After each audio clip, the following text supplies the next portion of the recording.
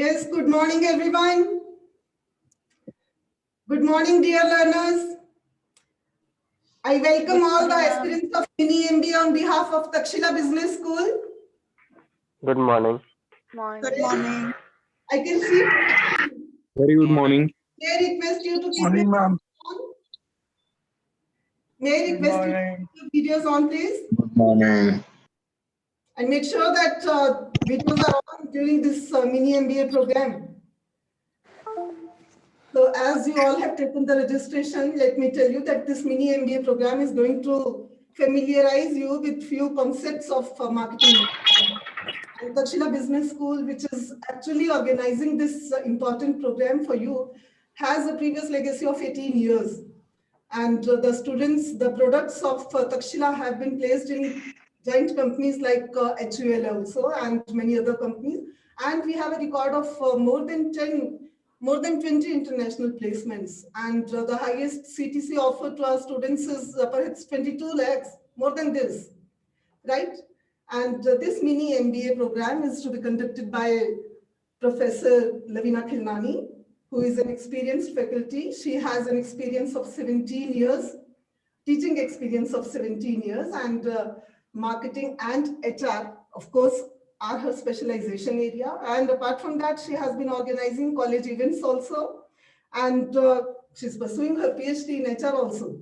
And apart from this, she is also into research, and her recent paper has been published in IIM Indore Journal. And I'm sure that you are going to enjoy next 90 minutes with her. So I hand the block over to her. May I welcome you, Ms. Lavina Khilnani? Let us give her 3 cheers. May we welcome her with the cheers? Thank you so much, ma'am. So the block is yours, ma'am. Thank you. Thank you. Good morning, everyone. Good morning, ma'am. Good morning, ma'am.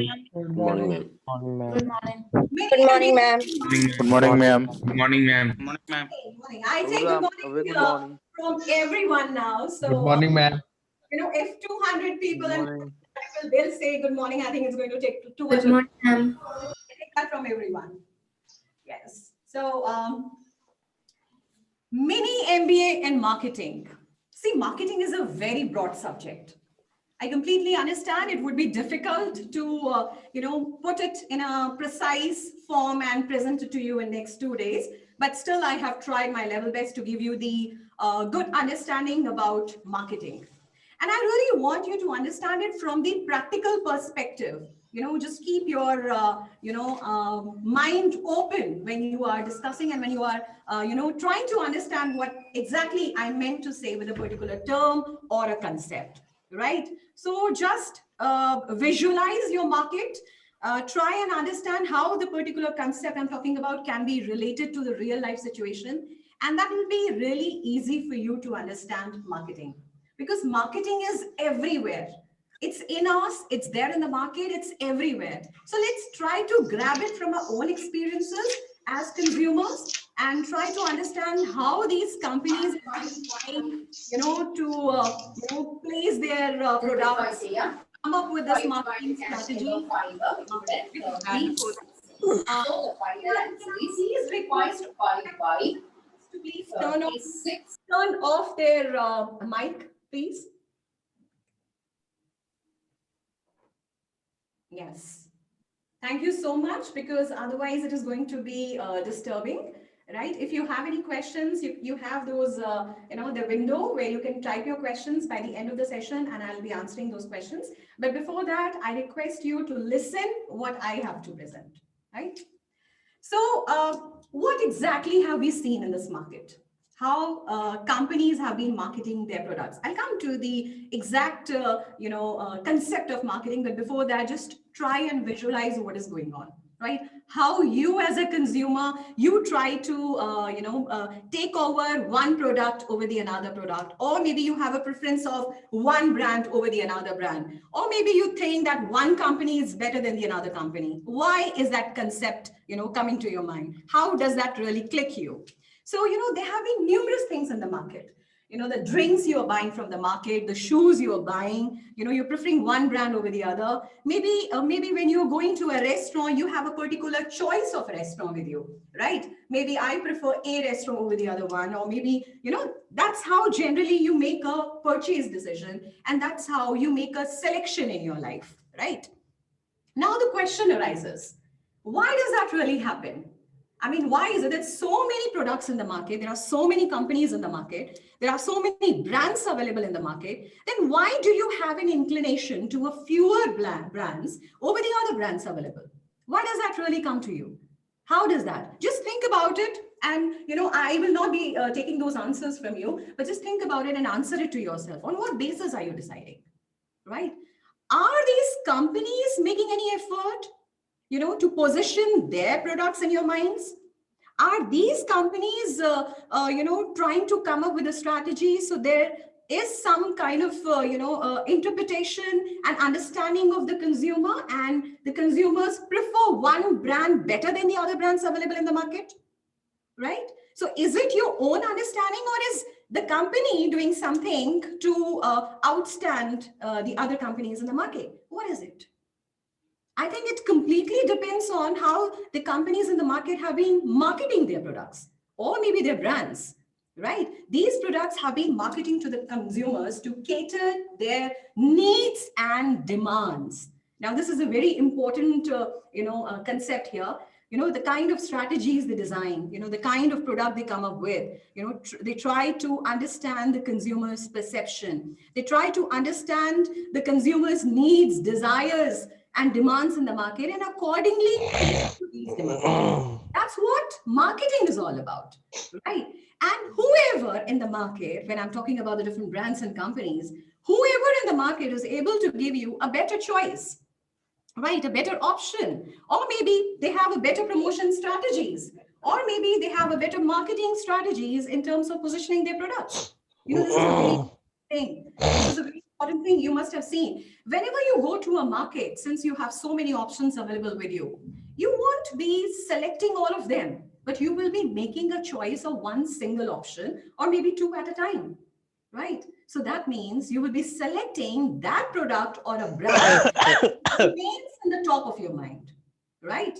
So what is important for the companies is to come up with the marketing strategies in such a way that their product, their brand, their company stays in the top of mind of the consumer when the final selection is made.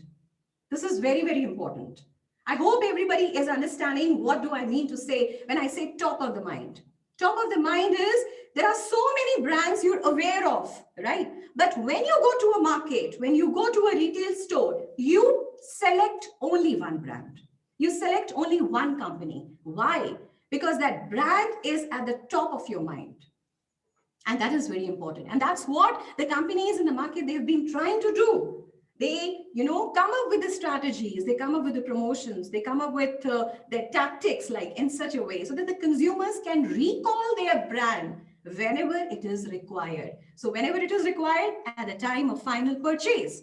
So that's the need of an hour. And that's why we need to understand marketing, because marketing is the only concept which will definitely help you in selling out your brand, making a different kind of a perception, making you outstand when it comes to the competition. That's what the branding is all about. So therefore, marketing is playing an important role.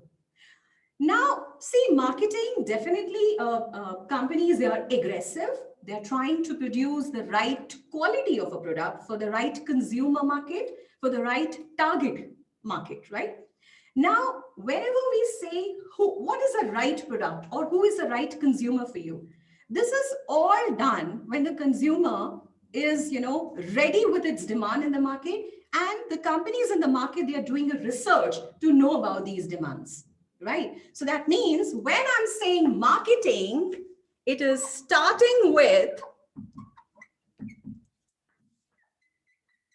consumers and it ends with consumers. Now, why is that so? Because marketing is a concept which really needs to understand who is my consumer. So companies, they're going to the market, trying to understand their target consumers. They're conducting the research in the market.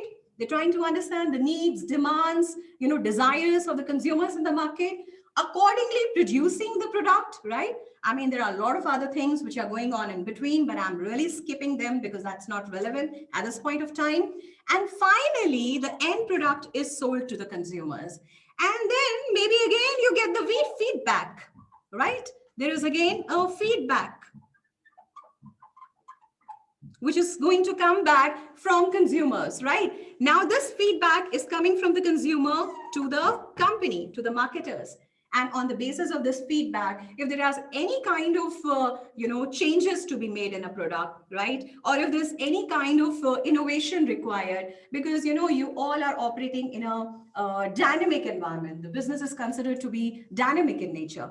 And whenever you're producing something, you have to keep in mind, how is this market acting, right? What is this business environment all about? There are so many changes taking place. Every day, technology is changing. Every day, the market is changing. Every day, there are certain, different kind of government rules and regulations. The social environment is changing because the society is now, developing. Now we are taking a lot from the Western culture and so on. So everything is changing depending on numerous factors in your business environment, right from the technological, as I say, technological environment. Then you have a social environment. Then you have a political environment and so on.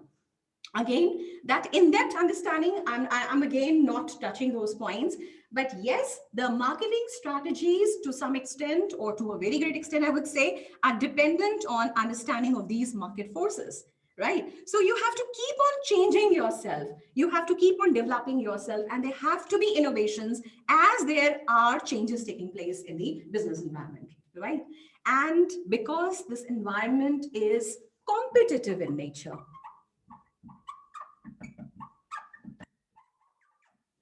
this business environment is competitive in nature. We say competitive because you are not alone in the market. You are, not standing in isolation, but there are so many competitors in the market with whom you have to interact, with whom you have to fight. So as a result, the companies, when they try to develop their marketing strategies, they try to make them in such a way so that they are competitive. And these marketing strategies, they give them some kind of an edge. Now, let's try to understand this. All are doing marketing, right? All companies are into marketing, activities. Now, let me just give you just a basic understanding how, the Chartered Institute of Marketing has defined marketing.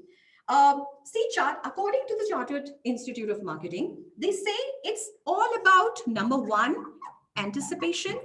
Right? I'm just giving you a brief outline of this marketing, because otherwise, let's not go into that bookish definition and just try to understand how practically it is going. But according to the Chartered Institute of Marketing, they say anticipation is the most important point, because, if you cannot anticipate the demands in the market, if you cannot understand your consumers in the market, if you cannot understand their desires and the changing trend in the market, it would be difficult for you to survive. So number one is your anticipation. You do a market research, as I said, it's starting with the consumer and it ends with the consumer, right? When you're doing this marketing research, you're trying to anticipate the market, right? How this market would be maybe in the coming time. Now, businesses, when they're trying to design the marketing strategy, they do not believe that they have to design it only for the short term, right? It's not necessary, because they have to survive in the market for a longer duration. So they cannot think about the short-term strategies. They have to focus that how the long-term gains can be accumulated. So this anticipation, that means your research part has to be a genuine research, and it should give you concrete results to rely on. So that's number one thing, that your anticipation needs to be strong. Another thing is identification. Identification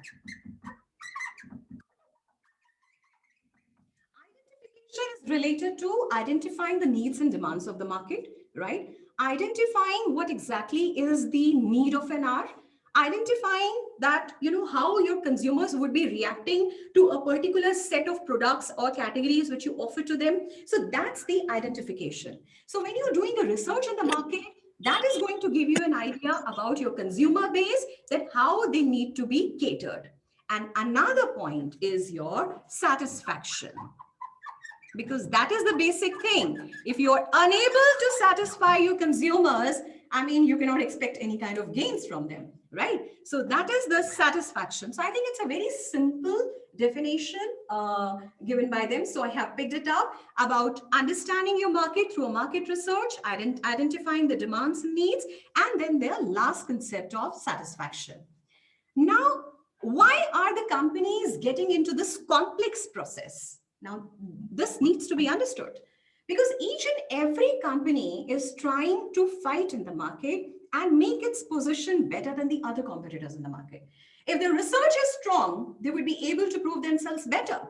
If they're able to understand the right kind of need and demand, they would be better than the other competitors. And if they're able to satisfy in a right manner as compared to the other competitors in the market, they would be able to prove themselves better than them. So that's a need of an hour. Now, I have always used the word here, consumers, right?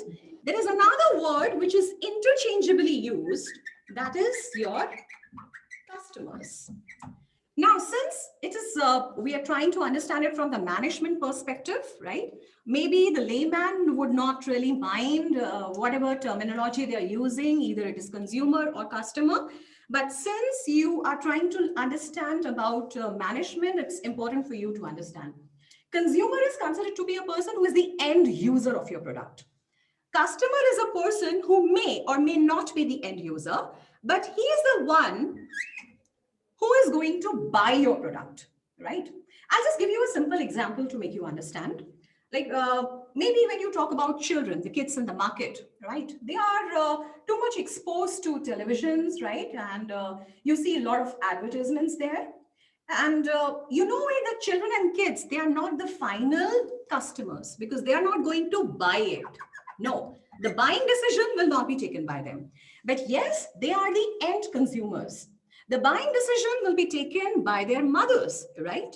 But maybe these mothers will be convinced by kids. That means the consumers of the market, the kids or children. So now, why am I trying to explain you the difference between the consumer and a customer here? I know it's a very simple thing to understand, but because your marketing strategies, they are too much dependent on understanding who the consumer of the market is and who the customer of the market is.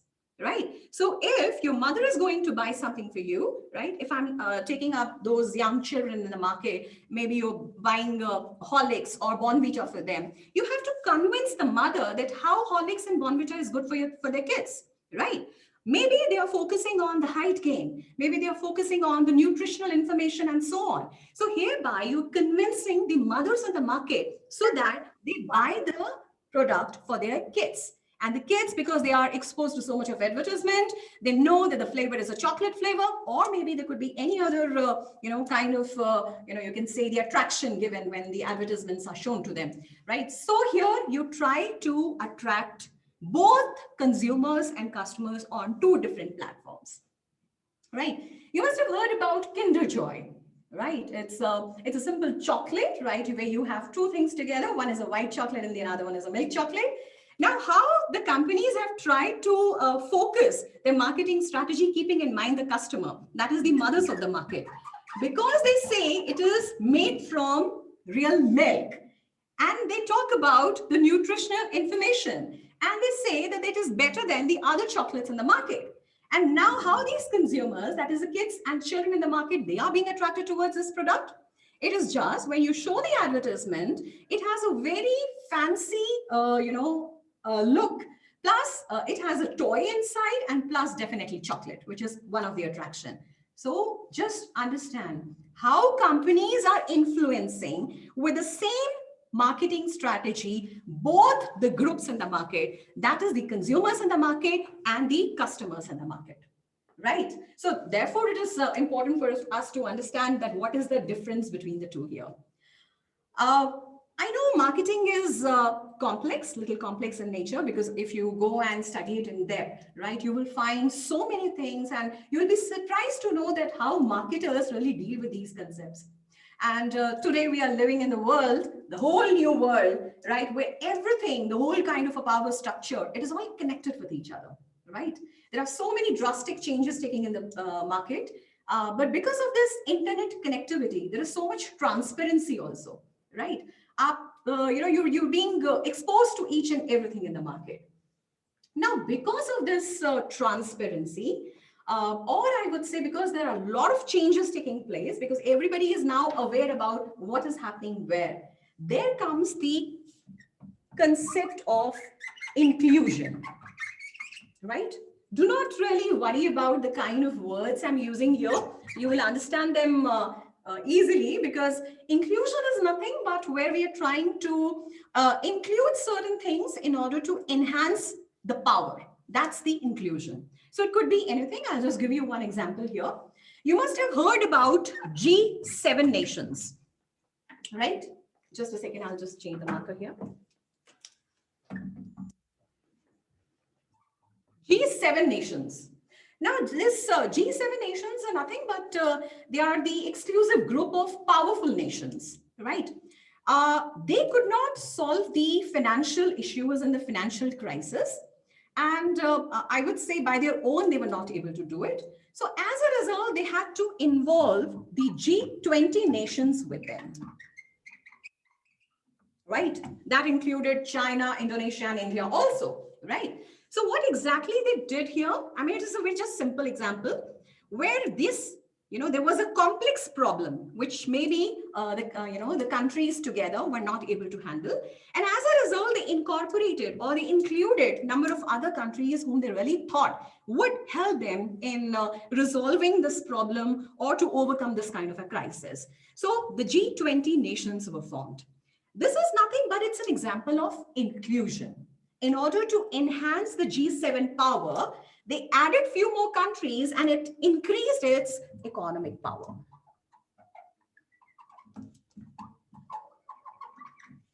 Right? So that has increased their economic power. I hope you're able to see what I'm writing on board. Every one of you, just you can drop your message there in the chat box. Yeah, somebody was saying here, can you differentiate between marketing and selling? See, marketing, that's what I said. It's starting from the consumer, where you try to understand the market, we try to understand your consumers and the market, and accordingly produce and then finally sell it. So selling is just one of the component of marketing. So there is a huge difference between the two, right? So you're introducing, it's perfect. All right, okay. So everybody is now clear about why this inclusion is required. Now, this inclusion just, in order to increase your economic power or otherwise also, if you, want to develop more, right? There is a need of inclusion. That means you need to include more into it. Now, what is that more? The more in case of this example was more number of countries having more knowledge. When I talk about marketing, I would say there are, maybe more companies, they come together, they develop their business, or there is a need for more number of marketing strategies to include it into it, because your marketing strategy is not focused in one single area, but it is focused on numerous areas at the same time. So you need to have inclusivity in your marketing. Right? When I say more number of companies together, I'm saying maybe there is amalgamation, mergers, there are takeovers, and a lot of these things where companies emerge, try to combine their power together and deal with this competition the way they are dealing today. Right now, just go back how it happened with Microsoft and Amazon, some time back. They wanted to acquire the smaller companies, right? But I emphasize, smaller companies does not mean that they're not doing well in the market. They wanted to have a firm control or of the market in terms of innovation. So when they acquired the companies in the market, they thought of picking up those companies who are far more innovative than them, right? Maybe when I talk about Skype or Zappos, right? So that was, the inclusion. That was the inclusivity, which was the need of the hour at that point of time, when the companies thought that they really need to advance because they're fighting competition with the other competitors around, and they have to prove themselves. So kahin na kahin unhe innovation ko they have to focus on. So there came the question of inclusivity, right? So marketing involves numerous things with it, right? And this numerous thing, when I'm talking about inclusion, is talking about majorly about competitiveness. Right? Competitiveness, to remain competitive, right? And to be better than the other competitors in the market. That is the important thing. When you develop your competitiveness, right, you try to develop your competitive advantage. That's the important thing here. Now, this is the competitive. You can just, maybe, think about these words here. That would be more than enough. You can just jot them down. Now, what is this competitive advantage? Competitive advantages, as I said, marketing is developing competitiveness, right? You want to be better than the other competitors in the market, and you want to take away that advantage with you. Now, how do you develop this competitive advantage? How do you really try to prove yourself better than the other competitors in the market? Number one is, I just give you an example here. You all must have heard about Walmart. I'm sure, right? All right, I'll pick up a very simple example also here, Big Bazaar. Right?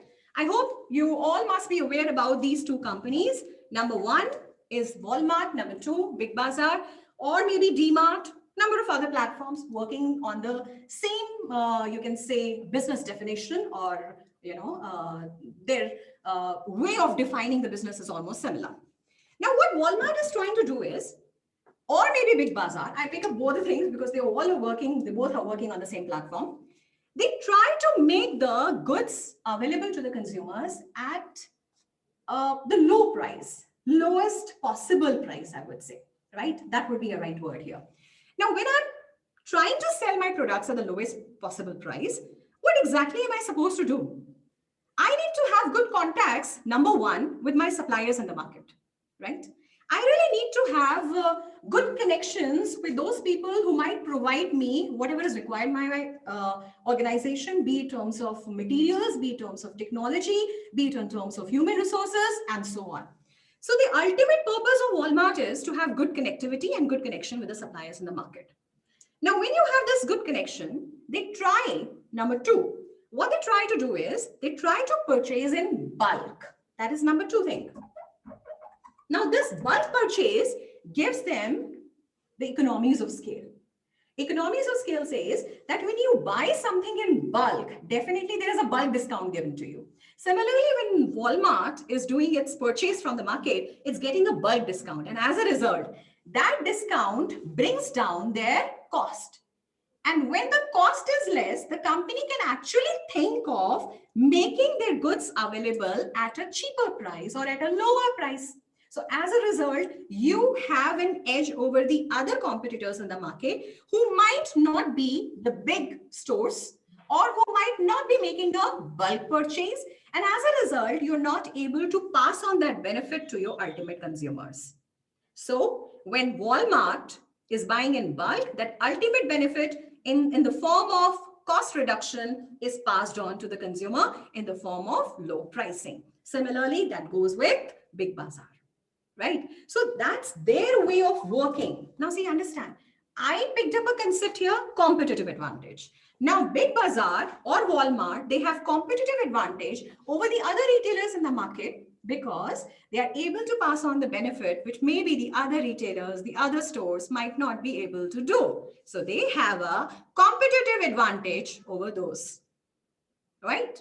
Now, apart from that, as I said, that these companies, they try to maintain good relations with the suppliers in the market, all those intermediaries who are responsible of providing you the raw materials or maybe, other form of resources at the right time. So that means if you have an access to those resources, which maybe the other competitors in the market might not have an access to, right? That again gives you an edge over the other competitors. That is again your competitive advantage, right? You need to have the right kind of skill set in your organization. You need to have right people to serve your company. And that again is nothing but it is a source of competitive advantage. You can prove yourself better. You can have an advantage over the other competitors if you can think about these points which I was talking about. There can be numerous of them, but let's not get into the details here. right? Let us try and understand that how companies, they generally try to bring the, in the competitive advantage within the organization, right? Having good technology, which maybe the other companies cannot have an access to. Now the question arises that why the other companies cannot have an access to these technology? As simple as that. Number one, they can be the financial restraints, right? Maybe they do not have those financial resources, or maybe they do not have the good people in the organization, or you can say the skilled workforce in the organization, right? Who can actually tell them what is exactly the need of an hour and what kind of a technology is the need of an hour, right? So what we need to understand through these people coming to you, good skill set, they are the ones responsible of giving you the right information about which kind of resources at what point of time is required. So you develop the right kind of quality to serve the right consumer base of your market. That is marketing. I hope I'm clear to everyone. Just drop your messages here in the drop box, right?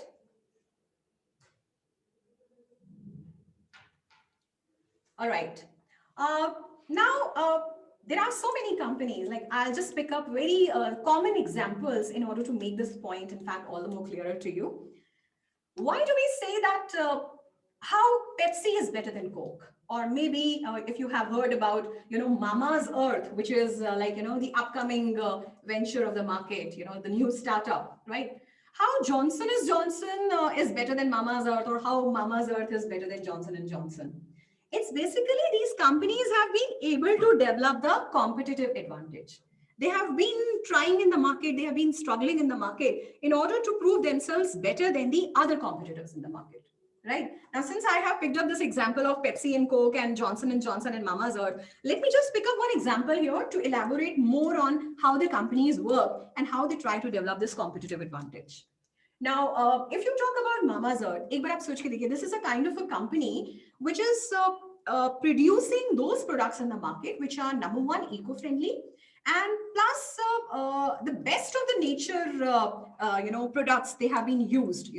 I would say it's kind of herbal, it's natural, which is not harsh on skin, right? And they are producing these baby products, like that's why I have actually compared it to Johnson & Johnson. So as a result, they were able to develop this competitive advantage. Now let's go one by one how it has been doing. The company has been doing and has been really very aggressive as far as its marketing campaigns are concerned.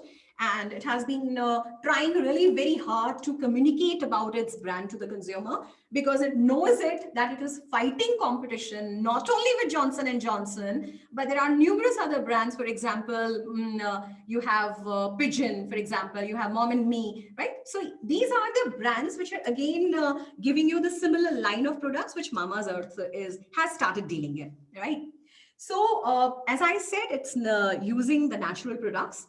The company is, of course, very aggressive, and the company is using the social media influencers in its marketing, right? It's trying to create awareness about the products and about their unique selling propositions, and has been really very successful in building up its brand credibility, right? And when I'm talking about this brand credibility, let me not miss out the point that they've been able to bring this, able to highlight one most important thing is the health conscious users of these products, right? Because these health conscious users, they know that it should not be harsh on your skin, it should not be harsh on your health. So this is how Mama's Earth has produced, by highlighting some of the features like the nature's product, like being herbal in nature, and so on. So the basic target group has been definitely the moms and the kids in the market, but on the same line, highlighting the fact that it would not damage the skin, because we consider the kids to be delicate, right? And this is how we generally work on them. We know it very well that when it comes to cosmetic industry, ek baar aap bhi soch ke dekhiye that what kind of a point I'm trying to put up in your mind here. Whenever we talk about the cosmetic industry, consumers are generally concerned about the process through which these products are manufactured, right? And because of the same reason, the consumers are more inclined towards the organic products in the market, right? They really want that it should be manufactured in such a way that it is free from any kind of toxins and so on. So it's a very good strategy. They understand that this is how mothers feel in the market, and they would never compromise on a child's health at all, right? And now, as I said, the company is really facing competition with so many people, and it has to, highlight itself. So they again came up with a very simple marketing strategy of promotion here. If you go through and find about the company, you will come to know that Shilpa Shetty has made a huge investment as an equity investor in Mama's Earth, right? And she's also the brand ambassador of the brand. So now understand you have those people who have the similar kind of personality. After all, to define it precisely, Shilpa Shetty is a role model, right, of those mothers who really want to be fit and healthy after pregnancy and delivery, right? So they actually tried to understand that pulse of the market and accordingly made Shilpa Shetty its brand ambassador. Right. So again, a marketing strategy, because now the mothers would definitely take a chance of trying this product because it has been promoted by some good brand ambassador, and the one who is, the idol or the role model for them when it comes to fitness, when it comes to the natural things to be consumed. If you, browse all over about this brand ambassador and about Mama's Earth. Right. So I hope you all understand that how this marketing strategy really builds up your position. A new company, but really trying hard to beat competition with Pigeon, Mom and Me, Johnson and Johnson, or you pick up any example, Himalaya, right? So these are some of the companies who are in, competition with this company, or I would say this company is in competition there and trying to beat this competition with the right kind of marketing strategy. And has really worked hard. I hope everyone with it. Can you please just put a message here, right? If there is anything you would like to.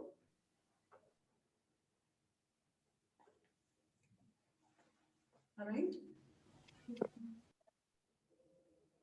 See, competitive advantage is not necessarily that you're just developing your marketing strategy, but competitive advantages, I would say, can be developed. As I said, you can have a good location, for your store. That is again one of the way you develop your competitive advantage. So you have advantage over the other competitors in the market because you are located in a prime location, right? So that is again one of the way you develop it. So there could be numerous points. It is just that I've highlighted a few of them for you to understand how companies really fight in the market to prove themselves or to take the advantage of the market so that they can fight and beat this competition comfortably. So that is the need of an hour, and that's how generally marketing works, right? Your brand needs to be recognized by your consumers. Your company should have some kind of position in the mind of consumer. And that's why I use the word top of the mind. The final decision, at the time of final purchase, the consumers, when they go to the market, your brand should click. If your brand is not clicking at the time when the final purchase is being made, there is no point. Your marketing strategies or anything you have done with your company all goes in vain, because the ultimate thing which needs to happen with your company is the final purchase, right? So that has to go on. So आप वो किसी भी तरीके से करवाएं, you have to decide your own strategies, right? So this is what again marketing is. It's a complex process. Do I have anything here? How these new companies are gathering their potential customers to sell their products? That's a question coming. How the new companies are working in the market? I have Chandrima Saha, right? Who's asking me how these new companies are gathering their potential customers to sell their product. See how this new company has done it. I've given you a beautiful example of Mama's Earth, right? How this company has been trying, because when you talk about promotion, you're picking up the ambassadors, which is a role model, right? Or maybe you always have seen the schemes in the market. Maybe you combine two of the products together, make it a trial offer to your consumers. At least make them try your product once, and if they find it good, definitely they'll buy it again, right? So you come up with a lot of marketing tactics. This is just about buying, There are a lot of promotional schemes, right? You come up with the advertisements. Aapne advertisements maybe dekha hoga, there are a lot of concepts which the companies use. Sometimes they really touch your heart, right? There are emotional advertisement, or maybe you can say there are humor, in the advertisement, or the advertisements come, right, when they understand the pulse of the market, right? So accordingly, they create the advertisement, right? You must have seen or maybe heard about, it must have been your observation, in fact, right? How Cadbury's actually built itself in the market.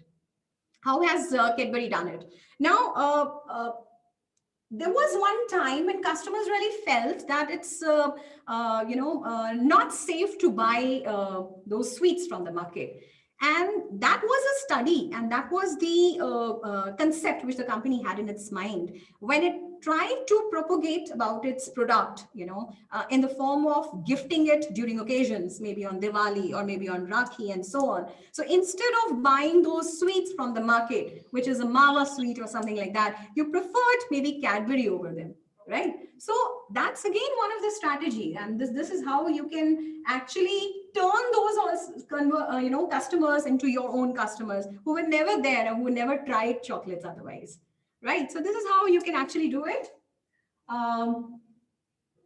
Yeah, social media influences are very important. That's why I said even Mama's Earth has done that. You sometimes do not rely on, I would say, maybe the typical personalities of the market, or maybe some of those people who are well known in the society, but you generally rely on those people who have actually used and tried your product, and they could be the better influencers than anybody else.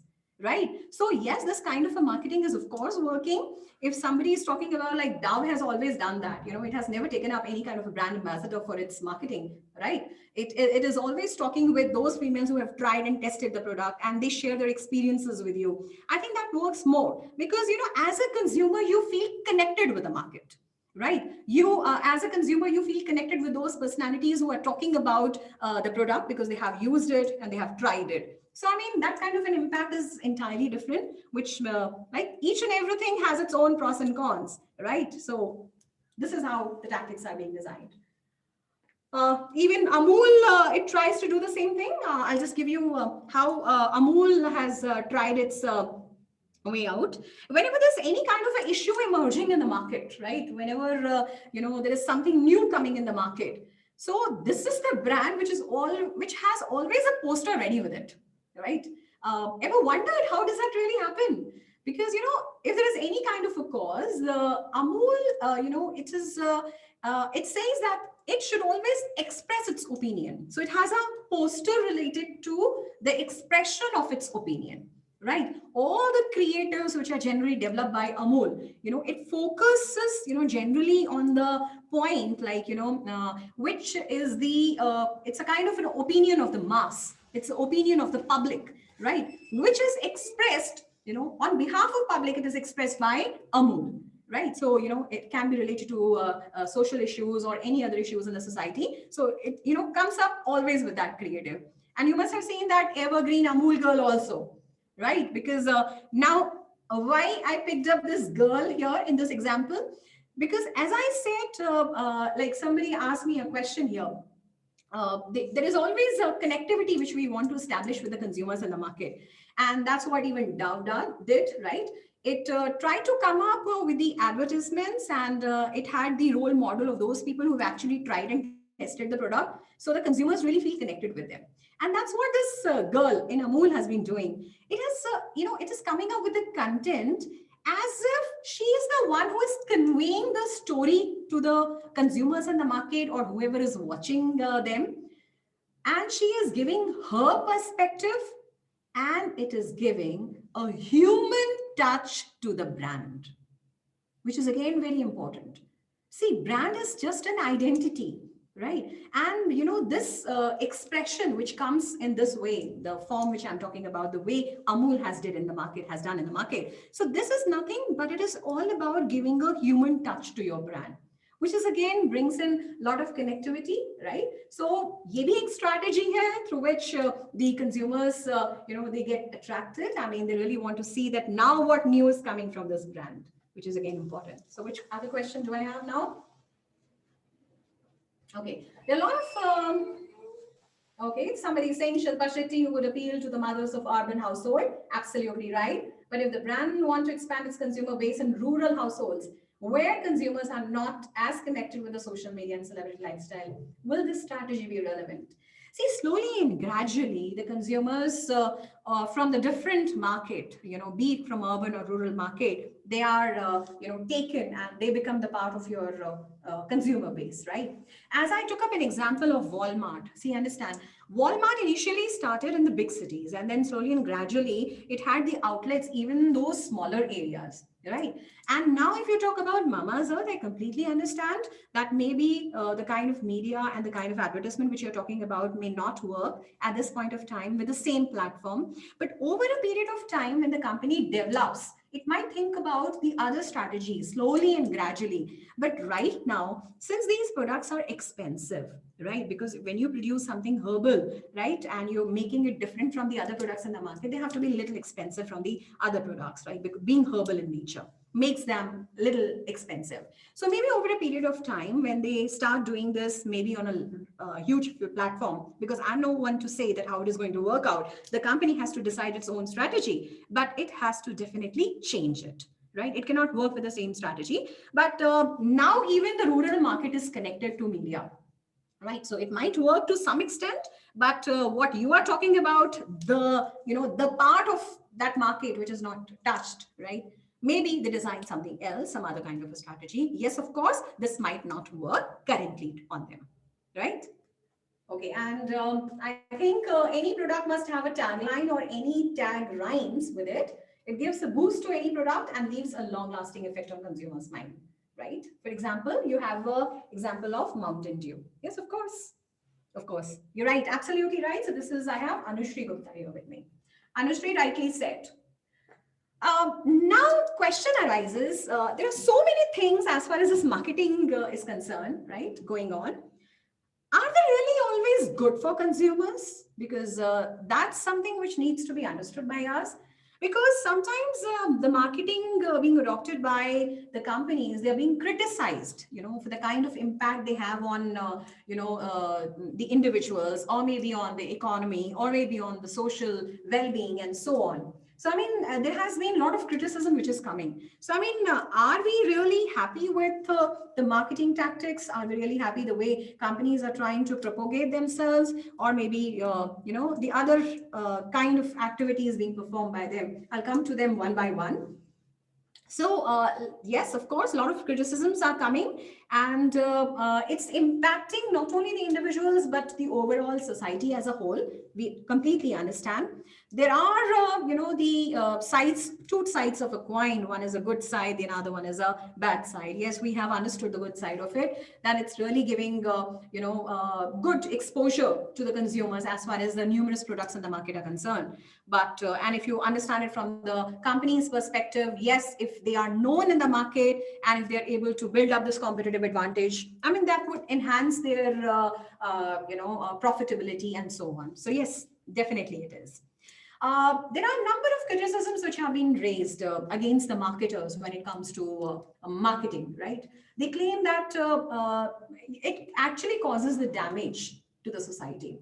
Now, there are numerous damages because, they sometimes increase that kind of desire in the consumer, which is, or I would say, the undesired products in the market, they are converted into the desired products of the consumers, right? So maybe it is not, it was never ever there in the list of your consumers, but still the way the companies try to market, right, the companies, they try to talk about their products, I mean, as if this product is something the consumers cannot really live without. So yes, consumerism has increased because of marketing, right? As I said, ki aapke jo undesired products, and now they become the desired products of the market. Right. Yes. Another thing is because it might also increase the prices because, the companies, they try to add up a lot of markups. Markups, I hope everybody is aware of.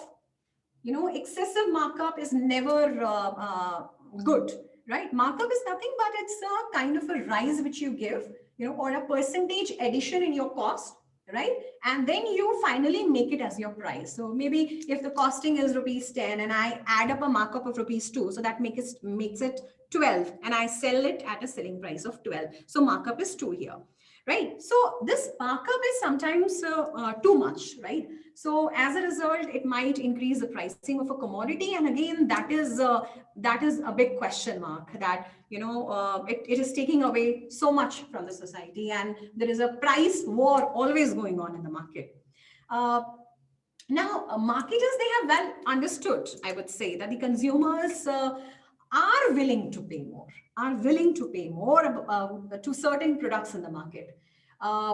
Now, they could be anything. If I go to a market, if I go to a local market, if I buy a piece of jewelry, there will be a price difference definitely. If I go to a branded outlet, for example, if I go to DDMAS, right, and I buy a pair of jewelry for myself, right, so definitely the pricing variation will be there.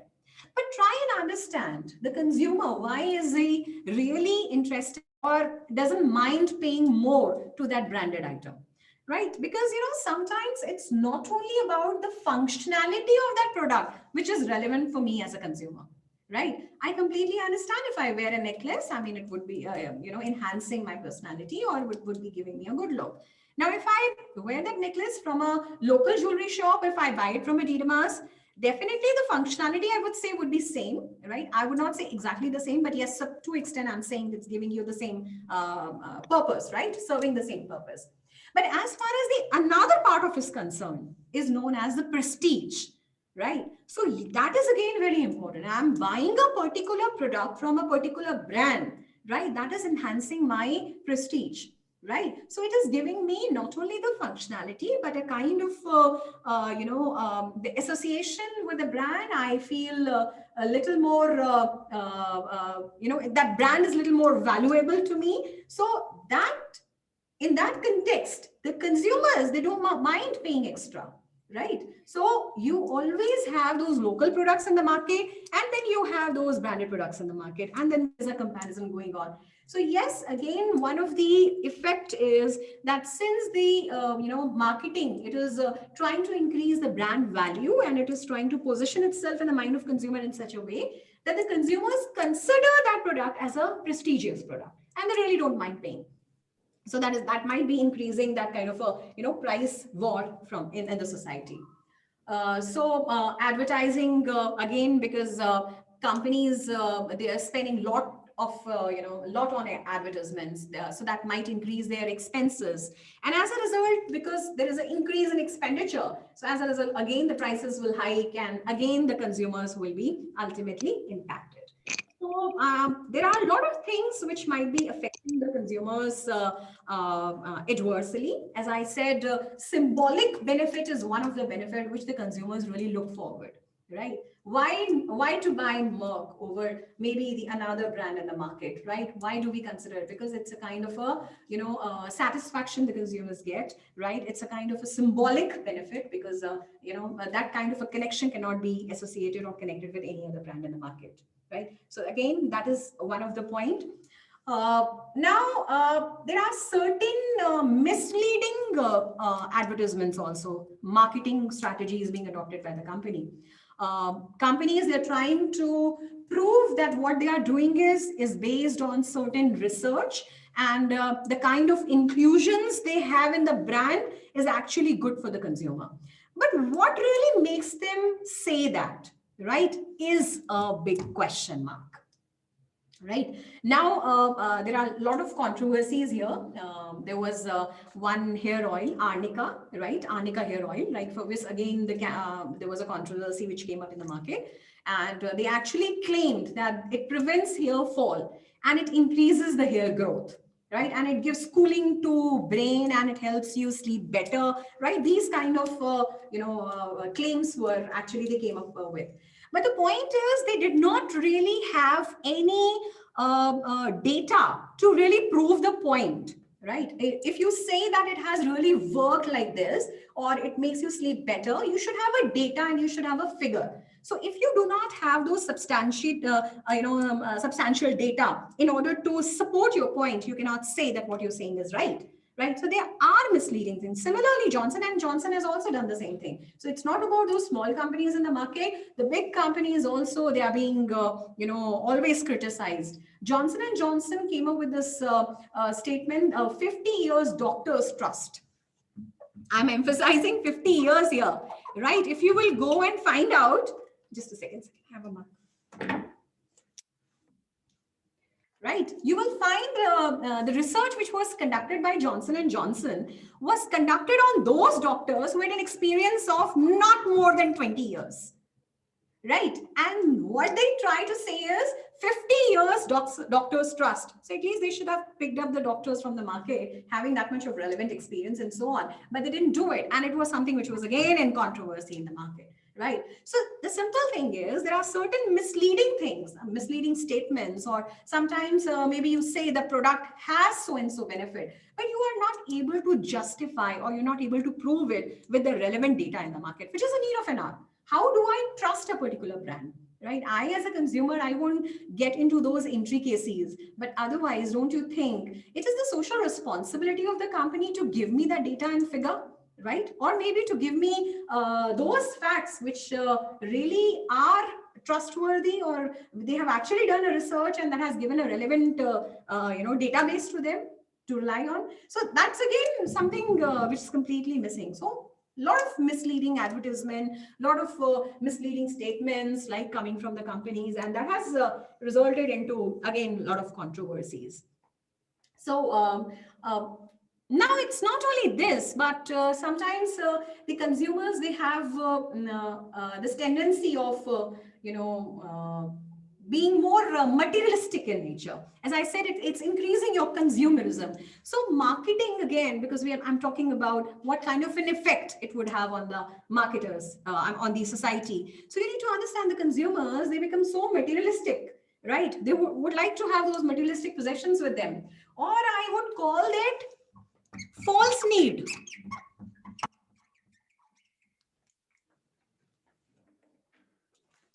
Right?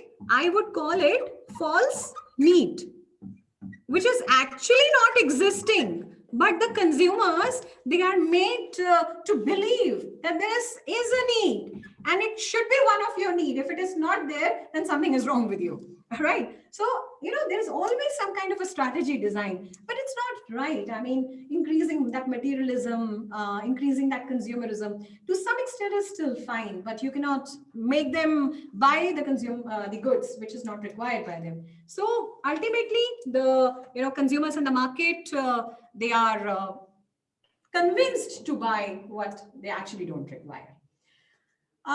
Now, looking at the overall perspective, it is very important for us to understand.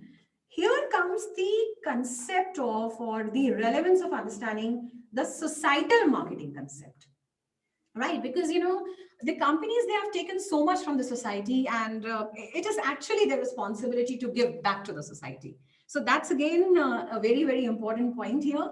So here the social marketing, societal marketing, जैसे हम बोलते हैं, so social marketers here, they really try to balance everything out, the kind of, or the amount of profits they're earning, and the customer satisfaction which is associated with it, and the way they help the society to develop, right? So that all needs to balance out. So there are companies around in the market who have been successful based on the societal marketing concept. I'll just give you a very simple example of Body Shop here, right? This company, again, as we discussed about the previous example of Mama's Earth, right? This company also believes in, making the cosmetics which are eco-friendly, and plus it does not have any kind of ill effect on your skin. So these are the natural-based products, right? They believe in personal hygiene, and they use the natural ingredients. And it was also in one of the paper that they use the recycled packaging, right? And these are the products which are manufactured without testing. I mean, after they are manufactured, they are not tested on animals also. So I mean, that way also the companies is taking a lot of initiative, and we call it, and we include it as a part of societal marketing concept. that means the company believes that whatever I'm doing, right? I have taken so much from society. I have taken the resources from society. I have taken all kind of aids from society and all, right? So it is my responsibility to give it back, right? Way Body Shop has actually done it, right? And one of the thing is it has also donated the percentage of its profit to the animal rights group, and it has done a lot of other activities proving that the company believes in working for the society, and because it is the one who is taking so much from society. So societal marketing concept is also important, and it is definitely giving a good image to the company. It is enhancing your brand value. It is also the company which is now generally relied on or believed on, right? So again, that is something which from the marketing perspective, right, the companies have started believing in. Now comes the another, what time is it? Shall I continue with the another concept which I have in my mind? Before that, if you have any questions, you can just let me know.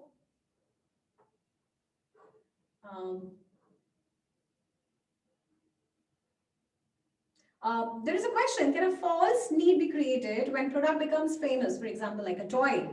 Okay.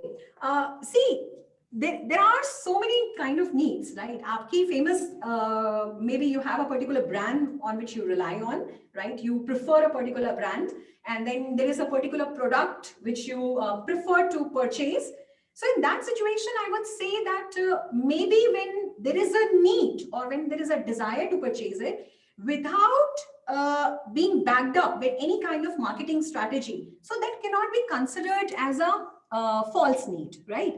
But if your need is there for a toy, but yes, you believe in certain brands to a certain extent, so yes, that can be a part of your actual need. So you need to understand whether this kind of a need is just coming up because you have seen a lot of strategies in the market, like the promotional campaigns, or there is a kind of a price drop, or maybe there is any other kind of a tactic which the company is adopting to highlight its product in the market. That would be an entirely different situation, and that would definitely come under your false need, right? Because there was no desire to go for such an expensive item, or maybe sometimes you prefer to buy something and then you take up the enhanced or improved version of it, right? So that again comes into that kind of a need, right? So depending on what kind of a need you have and whether it is being backed up by the market strategy and tactic or not, that would be determining whether it is or it is not. Apart from that, see, there are companies, as I said, they are being, triggered. I would use the word, they get triggered by a lot of factors in the market, right? These factors are either they are the internal factors or they are the external factors, right? As I said, there are certain things which might be changing within the organization. Your business environment gets triggered, like something which is taking place within your company, right? Maybe there are certain things like organization structure is changing, or maybe there are the expert knowledge which might be there, which was there in the organization, might be lacking right at this point of time.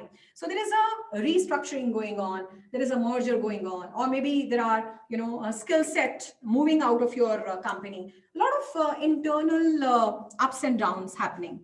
Another trigger is, I'm again using the word trigger here because this is something which gives you a spike, right? Which actually makes you act or enact in a particular way. So that's why it is considered to be a trigger. Then there could be some external triggers, like a lot of changes taking place in the market environment, right? There are some economic changes. For example, maybe there is a new competitor in the market, or maybe those consumer base, those customer base, that was a part of your company at one point of time, is no more your customer base, right? They are not your consumers anymore. They're not your customers anymore, right? So that kind of internal changes might be taking place, and this might result into some kind of changes to bring in your organization, because you try to see what fluctuations are there in the market. So internal reasons bhi hai aapke or external reasons bhi hai, and there could be I'll just drop this question for you here. Can you please write down some of the internal or external, which you think I might have not talked about, which could be a part of any organization to bring in changes? Can you please write it down? I can see there on the screen here. Yes, investors. All right. Okay. So Satyam has given me that answer. Investors.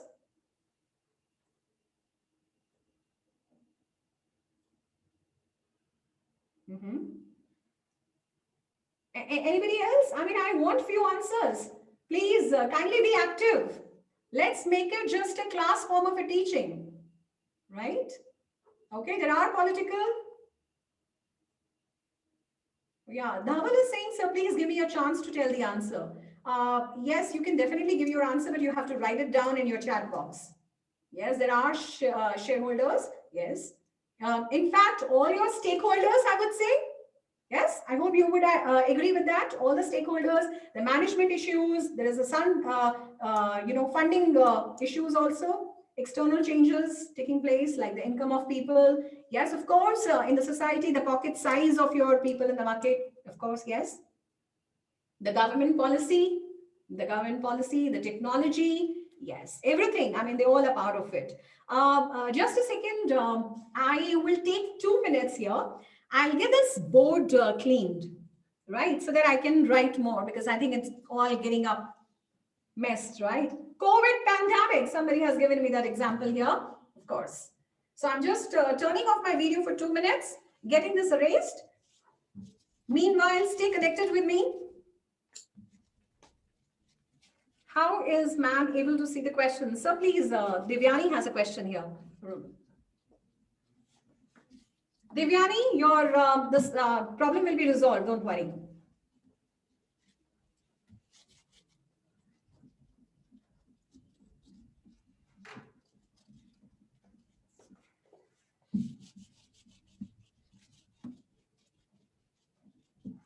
Yes, now chat is public, right? Okay.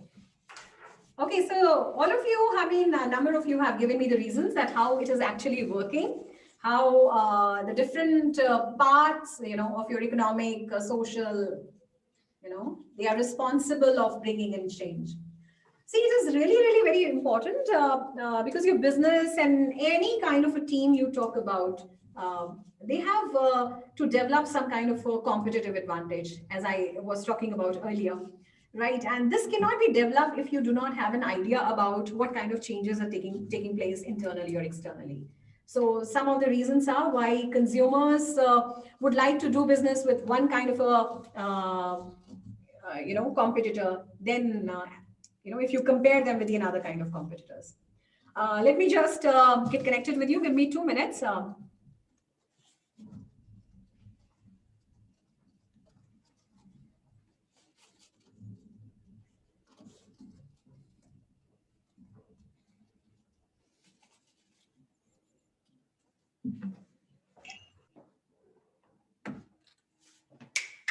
This is not working.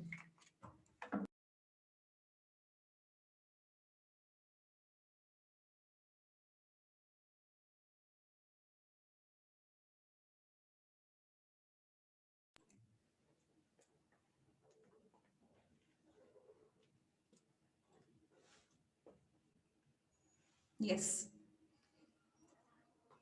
So you have given me numerous reasons. I mean, the part of your business environment who are actually responsible of bringing in changes within your organization. Now, see, we discussed about one of the concept of competitive advantage. I'm just writing an abbreviation here.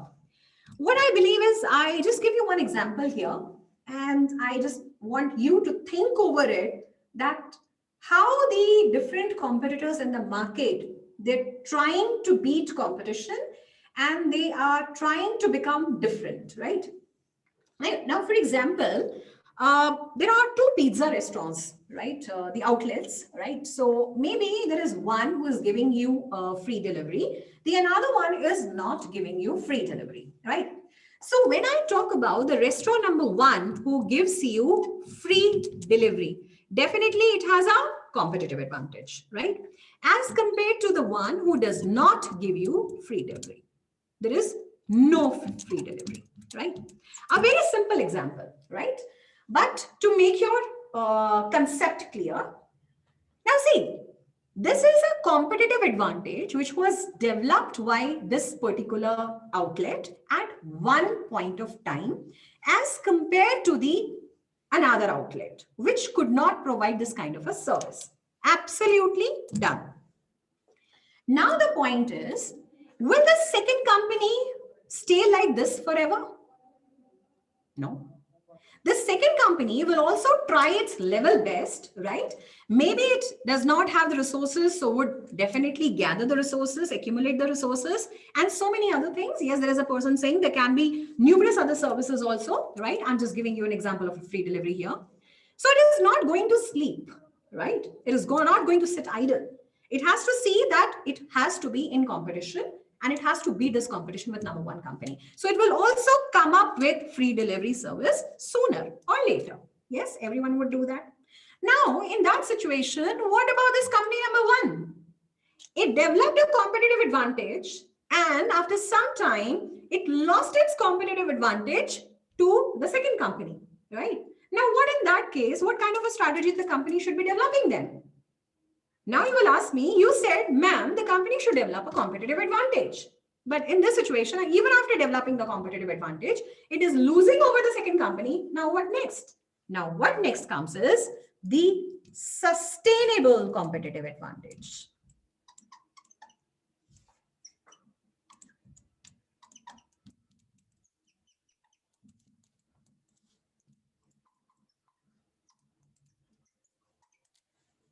Which is very, very important, and that's what is the need of an hour.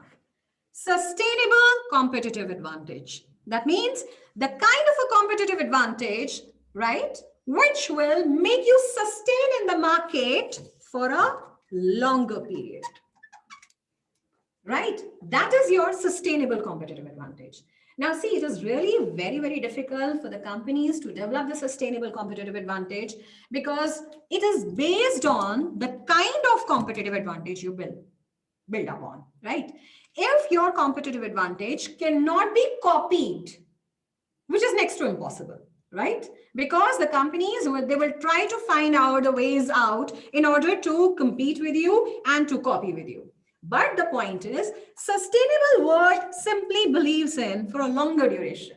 At least you should not be copied by your competitors for a particular span of time. मान लीजिए, I say, आपने define कर दिया, maybe even if I'm not copied for 1 year, right? Perfectly all right. I would be able to recover my costing. I would be able to accrue the benefits and the profits in that 1 year. So that has given me a sustainable competitive advantage.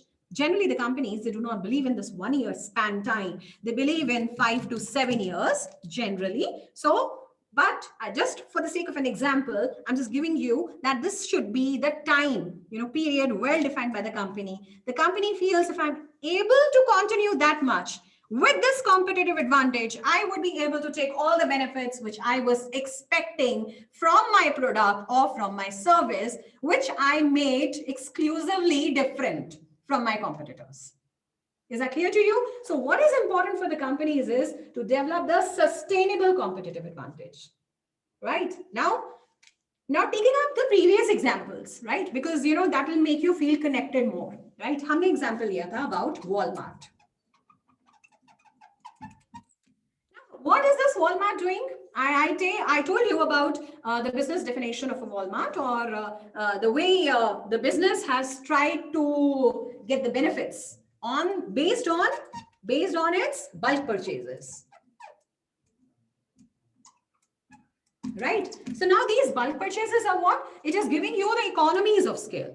So with these economies of scale, now it is not really a very easy task to get that economies of scale and finally pass on this benefit to your ultimate consumer in the form of low prices.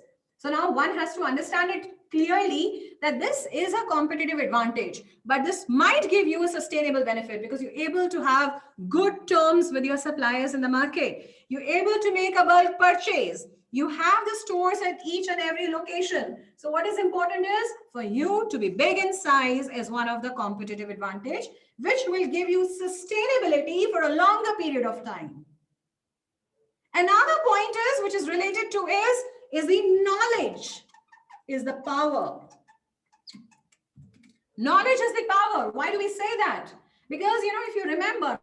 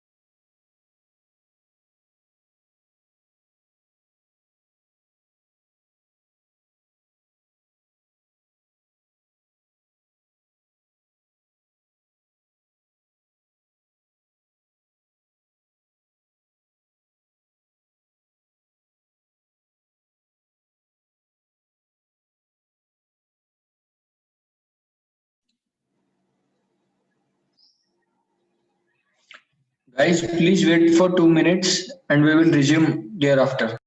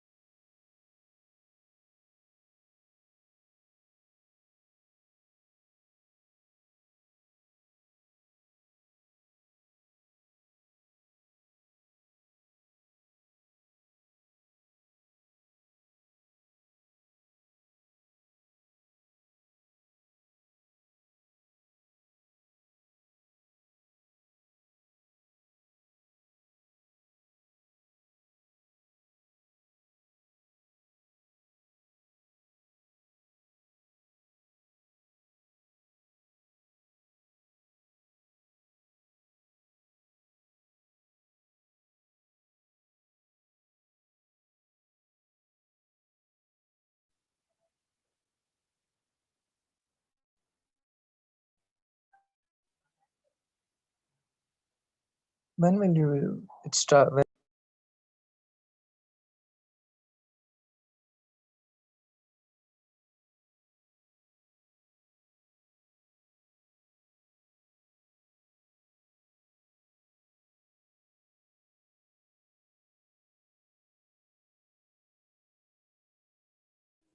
yes. I hope you all can see me. Am I audible to everyone? Yes, ma'am. All right. Okay. Yes, ma'am. Yes, ma'am. Now it's audible. This is how it happens. Okay. All right. So where were we? We were trying to understand a little bit about the sustainable competitive advantage. I think that's the point where we left, right? And we started talking about Walmart, right? And we started talking about knowledge, right? Knowledge. Knowledge is something like which you gain, which you get when you study more, right? That's how it is told to you, right, as students.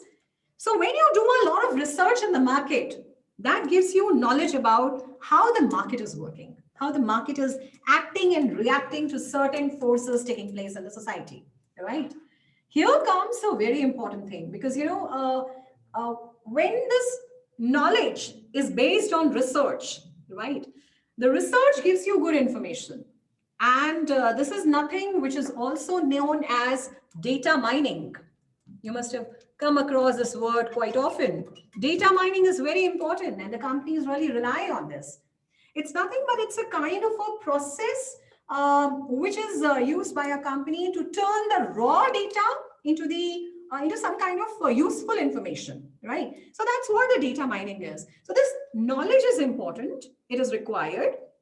And the companies are really trying hard so that they can use the right kind of softwares, the right kind of techniques in order to convert the raw data into the actual required data by the company, and they can use this information to design the strategies for the company, right? So that's how this knowledge would be benefiting them. Now, when you collect the data, there's another thing which is known as big data. You must have heard about it, right?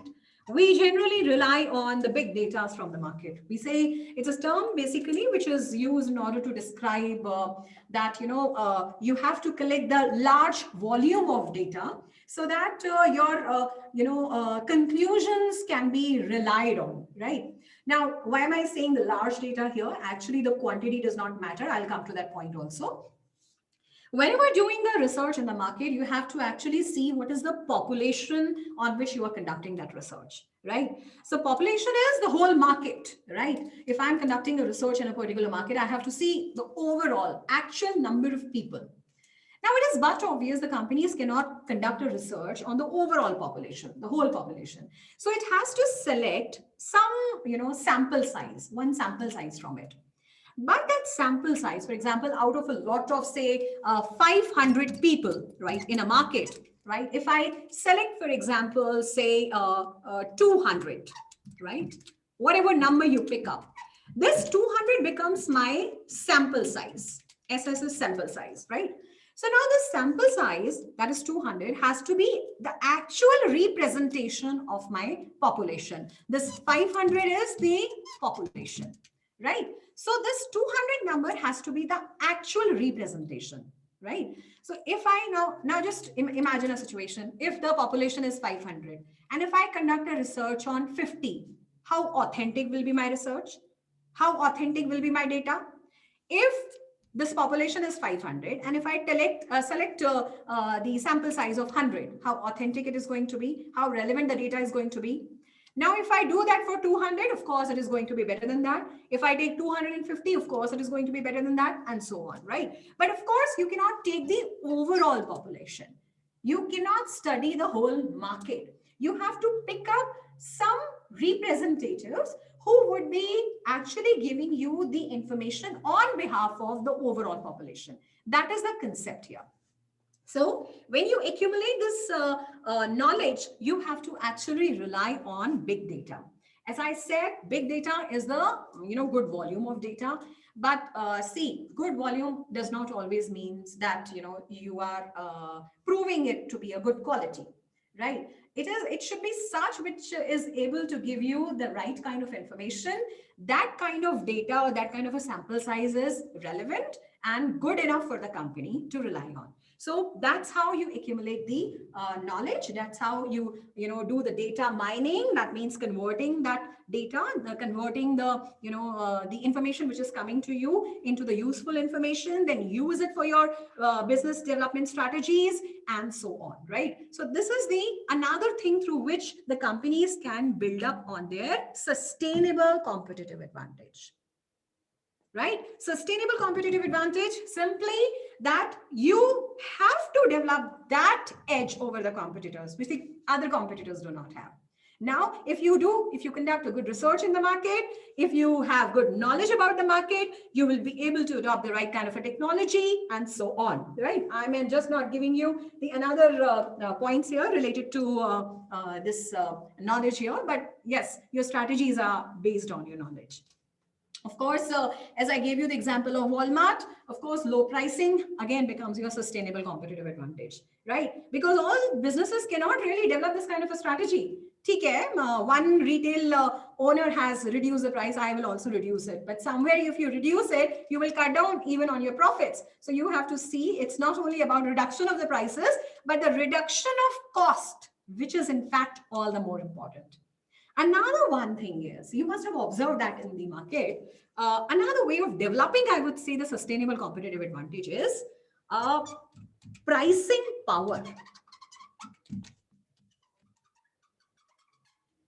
What is this pricing power?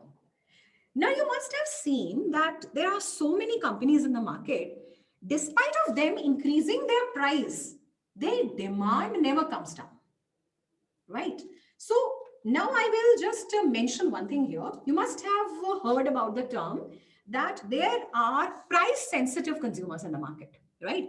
Being price sensitive means I am sensitive to the price. So if the prices will move up, definitely my demand will come down. If the prices will come down, my demand will go up. So I am a price sensitive consumer. Now the companies, they really try hard to develop this pricing power.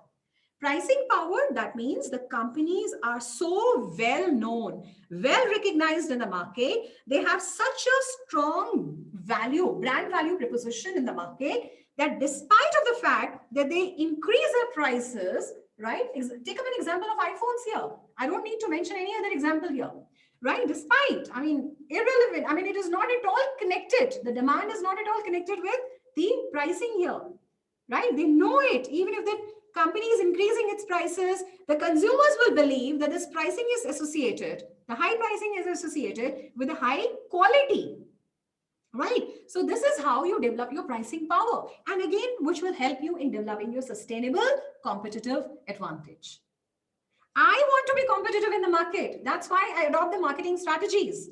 I, get into those marketing tactics. I try to convince my consumers. I try to play with my marketing strategies because I want to be sustainable in the market. I'm not here for 2-3 years. I am here for a longer duration. And that is my, goal. That is my mission. That is the vision of my company. In the long run, where I would like to see myself, right? I'm not saying that I want to see myself like, in 2 years there, right? You cannot set up. Definitely, those short-term goals need to be set up by the company. But you always believe that if you have entered the market, you want to stay in the market for a longer duration. That is always the planning. Nobody says that I'll be here in the market for 2-3 years and then I'll move out. No, nobody thinks of that kind of, thing. So it is important for you. Another thing is that you always play with, your product line. You keep on adapting to the new changes coming in. Maybe you have a product which is really doing wonderfully well in the market, but you cannot stay with that product for a long time because all the companies are changing. All the companies are coming up with new features, right? So you have to introduce those new features even with you, right? So these are the ways through which this sustainable competitive advantage is developed. Another thing is, now there are marketers, there are companies in the market who always believe that if I'm first in the market, I would get all the benefits of the market with me, right? And we call it the first mover advantage. The first mover advantage. If I am the first mover in the market, if I'm making a typical kind of a move in the market, that would give me, you can say the best of the results, then to follow anybody, right? So there are a few companies who might take up this advantage here. I'll just give you one example here to make it, in fact, all the more clear to you. For example, there is a company who is manufacturing, say, car engines, right? The complete car, maybe, right? And it says that in order to build up that big car engine, it might take them 5 years, right? Now, in this 5 years, over a period of time, in some time, it comes to know that the government has changed its rules and regulation, or maybe the government is changing its policy. Now, if the government is changing its policy, it might have an impact over the kind of system or the kind of engine which I intend to build in next 5 years. So what I do is, because there will be some kind of change which is going to disturb the market. So I introduce this in the next 2 to 3 years, right? I know other companies will also make that change in 5 years, because everybody knows that this kind of a technology has to come and everybody is working on it, and everybody is very clear about that this will take 5 years. I have good knowledge about the market. I know there will be few changes taking place, right? Because I have done a lot of research, as we have already discussed about data mining and big data, right? Now, based on this knowledge, I know how this market would be in the coming times, around 2 or 3 years. Anticipation. That's what we started in the first line of marketing, anticipation. So I have already anticipated that the market would change in 2 to 3 years. Now, what this company would be doing now?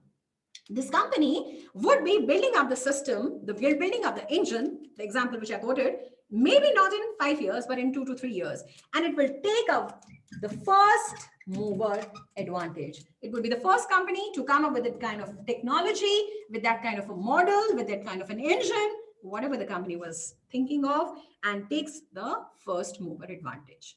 So, generally what happens is the consumers, why it is considered to be an advantage? Let me define it to you. I have very less time with me, so I would plan to take up at least this concept with you so that we can begin with a new concept tomorrow morning. Why am I saying that if you make a first move in the market, you have an advantage? Because generally what happens if the consumer is used to of purchasing and consuming your product, it is actually very difficult for the other late entrants in the market to break that barrier and make its position. So what happens is it becomes difficult for you. I mean, if you are a late entrant, if you're not a first mover, it becomes difficult for you to actually make your consumers switch over from that brand, which was a first mover brand, to your brand. All right. So you have an advantage. People have been consuming one particular brand as far as that new product, new technology is concerned, right? So people know your brand as the brand who launched or came up with that new technology. So now they really have that sense of association and connection with the technology and the brand, with the company who made a first mover advantage. So you have a advantage, first move, which made you get a lot of advantages from the market. But but let me tell you one thing. We don't have to look at the whole thing only from one perspective. There are a number of perspectives here, right? I'll come to that. Sir, can you please tell me how much time do I have now with me? Okay, so I cannot continue anymore? Yeah, you can. Okay, I'll just continue for 5 minutes more, just to cover up this topic, and then we'll pick up more, right? Now, because you're a first mover, as I was saying, you will have an edge over your competitors in terms of technology, of course, because you have now more experience. You are the first mover. Now you have more experience because you have been in the market for a couple of years, or maybe for some time you've been in the market. So as a result, you have the kind of more experience, and it becomes harder or difficult for the other companies to basically copy you, right, or to replicate you. So as a result, kahin na kahin aap ek technological advantage develop kar lete hain. So that's the point here, right? Apart from that, you might be having control of a lot of other things in the market, like resources of the market, right? And as I said, it will be very difficult for the the buyers to switch over, right? So I mean, this is like in brief, this thing I have given you an idea that how companies who are making the first move in the market might get advantages, right? But as I said, we don't have to understand the story only from one perspective. We have to understand it from the another perspective in the same. That sometimes the companies who are making a first move in the market might not be benefited, right? Now, can anybody here, I mean, I would give it, leave it open for my students here to please write down that how do they feel that first mover does not give you advantages, always. I mean, there can be numerous disadvantages also.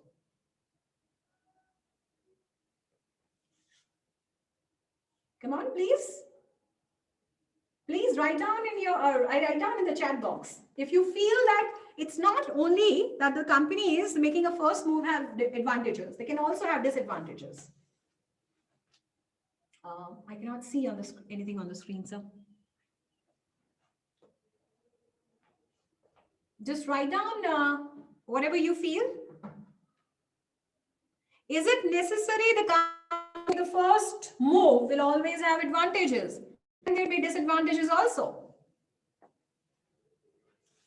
I cannot see anything on the screen right now. Right there. I mean, yes, they are the example of the first movers, right? Nokia, Motorola in smartphone, okay, invest heavy in persuading customers to try a new product. I don't know which was that, right? Yes, loss can be there if that idea does not work. Yes, of course. No, number one thing is, as you said, there will be a loss to the company who comes up with a new technology, with a new product line, but maybe it does not work well in the market. Maybe the kind of research which was done by the company was not appropriate. And consequently, there were few errors and it really becomes difficult to reverse back, that investment, the huge investment already made. Completely understand. So that's a valid point here. And generally what happens, the first movers, they generally make huge investments in persuading consumers, right? Now, whenever we are talking about a first mover, we are saying he is a first mover when he is making a good technological change in the market, bringing in a good technological change, or maybe he's the one coming up with altogether different line and product variety, which has never ever been there in the market. So he is a first mover. So now he's the one who is investing heavily, right? And he's making a lot of investment as far as persuasion is concerned, as far as convincing the consumers is concerned, right? To try a new product, to try a new technology. Now, the later entrants of the market, those who have not been the first movers, they will always benefit from these informed buyers. The buyers have already been informed by the first mover, right? And now these late entrants, they don't have to really try hard in the market. Technology is already well known to the consumer. The new product is already well known to the consumer. So I don't have to really work hard. I have to just come up with a product in the market, but I have to fight with the competition, coming from that first mover. I have to really prove that I'm also a good competitor. I'm also, offering a good product quality to them and so on. So that would be definitely a task. But yes, you would have an advantage as far as, education of your consumers is concerned. So you don't have to really do much while educating your consumer, right? And definitely the mistakes which have been done by, committed by the first movers in the market, those mistakes will be taken up as lessons by the late entrants, and they know where to correct themselves and where to make the changes and so on, right? So if I would say, if the first mover is unable to capture the consumers of the market, just assume a situation here, with maybe the new technology come up with, maybe with the new product they have come up with, the later entrants of the market can always take the advantage of the situation, because already the consumers are well aware. So what they have to do is just redesign the strategy, and just reintroduce the product in such a way so that the consumers are attracted, right? Or maybe sometimes they can be, what do we call it? The late entrants can also reverse the actual engineering of the products. Sometimes that product is launched and some, consumers, they give you the feedback. Again, go back to the first definition, the first line. It starts with the consumer, it ends with the consumer. And the consumers, they give you the feedback. And the feedback makes you redesign the product. Right? So that's again the need of an hour. So here the later entrants can take an advantage of it. So if, there has been a lot of mistakes, or if there has been any kind of problem as far as the processing or engineering of the product is concerned, so definitely you can work on making those products available with a better, standing with a better quality, or I would say you can make them better as well as cheaper. आपने देखा होगा, anything which is newly introduced in the market is always expensive. But slowly and gradually, when you have the other competitors coming in the market, they make those goods and services a little cheaper for you, right? So that's how, because they've already done a lot of research. They have already seen that first mover making a lot of mistakes. And the first mover has already done so much of expenses, incurred so much of expenses on educating the customer and convincing the consumers and so on. So that kind of expenditure would not be a part of their expenditure, and they can definitely play with the pricing here. Right? So not necessarily that you always get the advantage of it. It is just, it completely depends on your learning ability, right? How much you're able to learn from that first mover. The company who has made a first move in the market might not be the successful company, might not be, might not have performed brilliantly or extraordinarily. So you have to learn. So depending on the learning capabilities of an organization, you can actually benefit, right? So not necessarily always advantages here. All right. I think we have discussed a lot about the companies remaining competitive in the market and designing strategies, right? Okay, so Bose Soundport earbuds, they're very expensive, the low battery life. Other companies later on offering 20 plus hours of battery. That's a good example, because now they did a lot of research. They understood about the company, that what kind of a mistake was done by them, because it was a, kind of a first mover or maybe a second or third, right? And then it made changes in the product line. Good example, this is Arif, right? Arif Singh. Right. So I think it's already 1:10 and we don't have time to continue. We will have this session again. I'll pick up a few more interesting topics for you, and we'll come back again. We'll meet at the same time at 11:30 tomorrow morning, right? There are some questions coming up. Can we have the sessions recording and so on? Okay, fine. IT team is telling me that yes, we can provide you with the recordings. Okay. This will be available on the website, so any one of you who would like to browse and access it can definitely do that. Thank you so much. I just say one thing again, that even tomorrow I would like to take the real life examples to make you understand these concepts of marketing, right? And please come or join the class tomorrow. Come prepared. Thank you. Thank you so much.